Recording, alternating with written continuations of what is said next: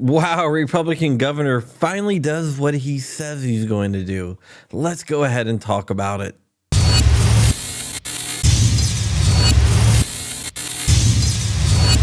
What's up, Wolverines? A lot of times on John Crump News, we call out politicians for breaking promises that they make to gun owners and passing anti-gun legislation. I'm looking at you, John Cornyn. But today, that's not the case. Today, we are going to celebrate a Republican governor that actually stood up to the anti-gun mob. I am talking about the Nevada governor, Joe Lombardo. When Joe Lombardo ran for governor of Nevada, he made gun owners a few promises. One promise was to veto any legislation that would interfere with their right to make a firearm. And second, he said he would support the rights of all law-abiding citizens to own firearms if they so choose. And we hear this a lot from Republican politicians, where they make these promises, then when things get tough, they break the promises to gun owners. Joe Lombardo did not do that. Recently in Nevada, 3 different bills passed that were gun control bills. The first bill would ban anyone from carrying a firearm within 100 yards of a polling place, even if that polling place shares a parking lot with another business. Then it would still ban firearms. So if you went to the other business and you were not aware that there was a polling station there, you could be guilty of a crime.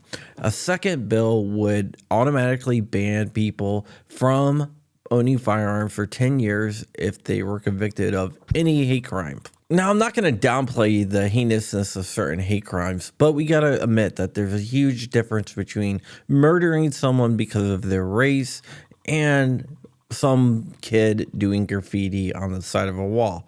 There is a massive difference, and this bill didn't consider the massive difference. It would just ban anyone guilty of any type of hate crime for 10 years. Now, there is another bill that would raise the age to purchase certain semi-automatic rifles and shotguns to 21 from 18, and it would also close the ghost gun loophole, which really doesn't exist. And Governor Lombardo kept his word and vetoed all 3 bills. The funny thing was that Democrats thought they could pressure him into passing these bills. In fact, a bunch of anti-gun advocates and anti-gun politicians in the Nevada legislature scheduled a press conference for later on in the day to pressure the governor to sign the bills. But that wasn't even necessary because he vetoed them before their press conference to pressure him to sign the bills.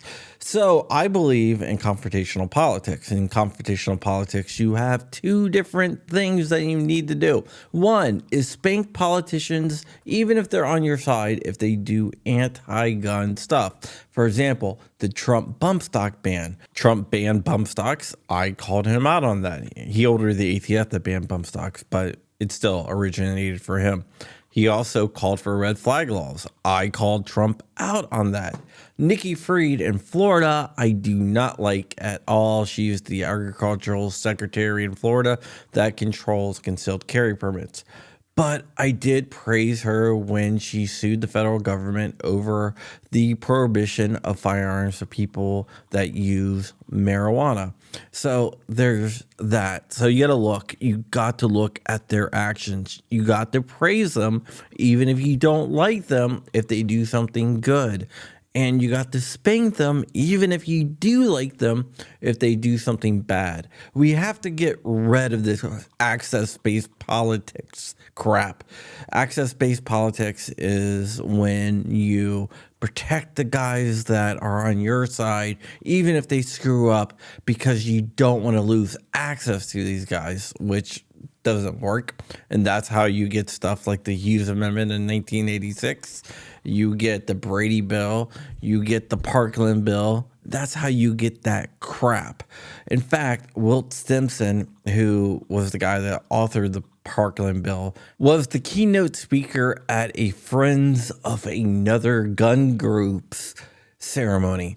So he actually spoke and they honored him for his work at defending gun rights, even though he wrote the Parkland bill, which restricted the gun rights of people in Florida. That's why you can't have nice things, is because groups that capitulate to politicians. All right, guys, I just wanted to highlight a guy that did something good for the gun community and kept his promise to gun owners, which seems to be a rare thing these days. So remember, we still have our virtual toy drive down below. It's crumpy.com/Bella's Wish. Actually, crumpy.com/Bella.